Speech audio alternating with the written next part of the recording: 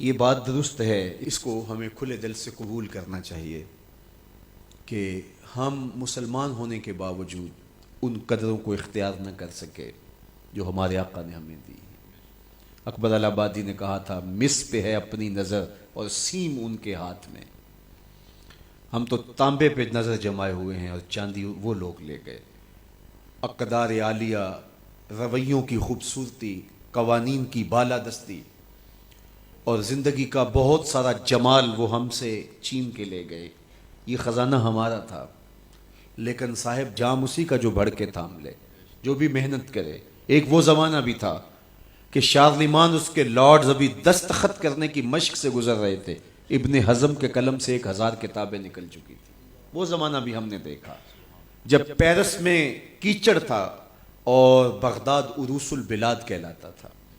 ہم نے وہ دور بھی دیکھا ہے جب وہ سواد آشنا بھی نہیں تھے، حرف آشنا بھی نہیں تھے، اور ہمارے منجم ستاروں پہ کمندے ڈالتے تھے۔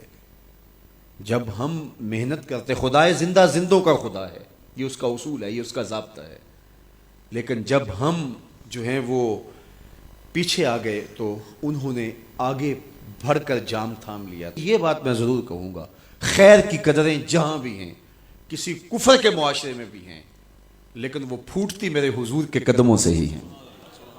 چوکھٹ اسی سے ہی فیض اور نور اور روشنی پھوٹی ہے، اجالے یہی سے گئے ہیں، ورنہ انسان آج بھی زنجیروں میں جکڑا ہوتا۔ وہ کیسا سماج تھا کہ جب بیٹی کو زندہ درگور کر کے باپ آتا تھا تو معاشرہ اسے داد دیتا تھا کہ تو نے اپنی آبرو بچا لی ہے، تو نے اپنی عزت بچا لی ہے۔ اور یہ اتنا بڑا گھنونا جرم، قیامت کے دن سب سے پہلا سوال نماز کا ہوگا، لیکن سب سے پہلا فیصلہ قتل کا ہوگا۔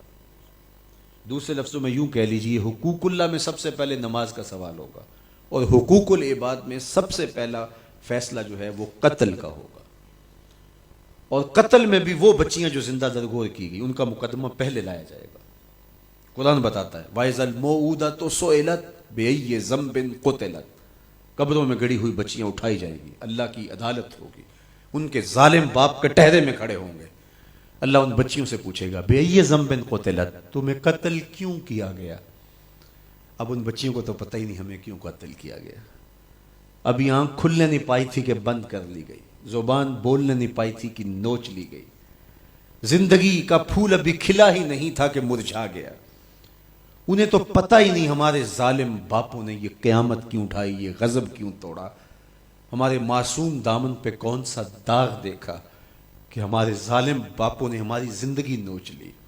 کہتے ہیں گڑھا کھودتے تھے، تاریخ پڑھیں، دل آج بھی خون کے آنسو روتا ہے، اور گڑھا کھود کر کے اس میں کھلونے رکھتے اور بچی وہاں بیٹھ جاتی اور کھلونوں سے کھیلنے لگتی، اور وہ اوپر سے ریت ڈالتے، اور وہ بچی پہلے پہل تو اس کو کھیل سمجھتی اور وہ اس کھیل میں خود شریک ہوتی، لیکن جب اس کے کندھوں سے اوپر تک ریت بڑھتی اور اس کی سانس دبنے لگتی، پھر اسے سمجھ آتی یہ کہانی کوئی اور ہے۔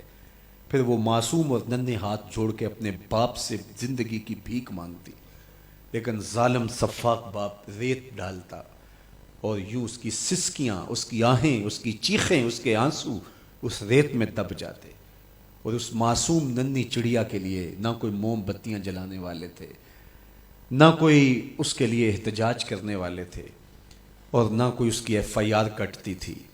باپ کو بھی داد ملتی، ماں کو بھی داد ملتی، معاشرہ سفاک اس پہ ماتم کرنے کی بجائے اس پہ خوشیوں کا اظہار کرتا۔ پہلی آواز پورے عرب میں جو اٹھی اور بلند ہوئی وہ میرے حضور کی تھی، بیٹیوں کو قتل کرنے والوں سن لو، میری فاطمہ میرے جگر کا ٹکڑا ہے، یہ پہلی آواز تھی۔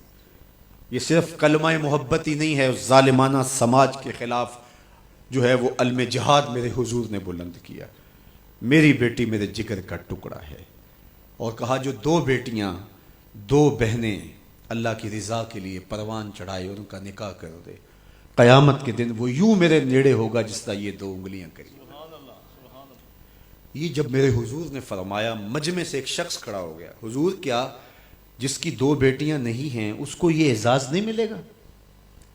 کسی بیچارے کی دو بیٹیاں نہ ہو، ایک بیٹی ہو، تو کیا اس کو یہ اعزاز نہیں ملے گا کہ وہ آپ کا ساتھ پائے؟ حضور نے فرمایا اسے بھی ملے گا۔ لیکن میں آپ کو دعوت فکر دیتا ہوں کہ اس سوال کے پیچھے کی کیفیت دیکھیے۔ اس کی ایک بیٹی تھی، کہاں بیٹیاں زندہ درگور ہو رہی ہیں اور کہاں ایک بیٹی والا کہتا ہے کاش کہ میری بھی 2 بیٹی.